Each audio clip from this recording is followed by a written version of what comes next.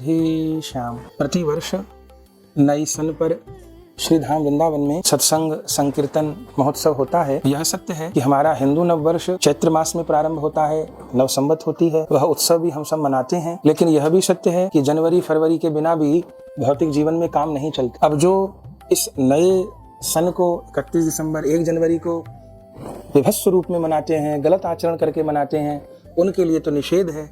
पर जहाँ हरिनाम संकीर्तन करते हुए, भगवत स्मरण करते हुए 31 दिसंबर बीते और जो ये भौतिक वर्ष है 1 जनवरी से इसका आरंभ हो, तो फिर ये भी मंगलकारी है।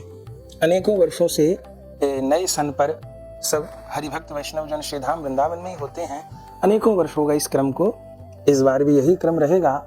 31 दिसंबर 2025 बुधवार को रात्रि 9 बजे से 12 बजे तक श्री गौर कृपा धाम आश्रम में ही निकट अटल्ला चुंगी श्री धाम वृंदावन में श्री हरिनाम संकीर्तन रहेगा, उत्सव होगा। 9 बजे से 12:30 बजे तक हम लोग हरिनाम संकीर्तन के साथ आनंद प्राप्त करेंगे, पुराने वर्ष की विदा करेंगे और नए वर्ष का स्वागत करेंगे। 31 दिसंबर 2025 को रात्रि में 9 बजे से हरिनाम संकीर्तन प्रारंभ होगा, जो रात्रि 12:30 बजे तक होगा।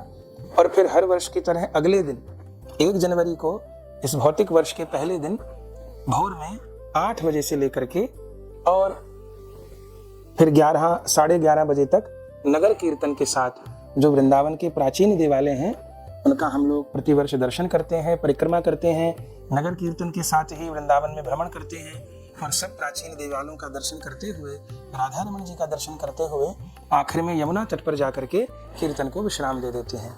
फिर सब लोग आश्रम पर आकर के प्रसाद ग्रहण करते हैं।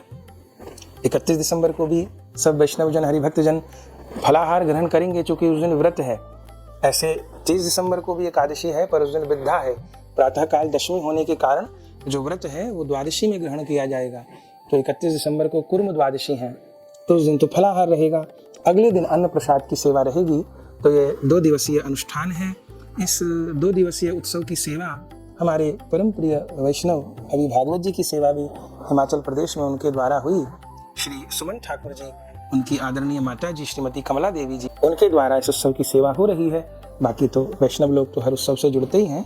तो ये 2 दिन का नए वर्ष का उत्सव है, 31 दिसंबर 1 जनवरी।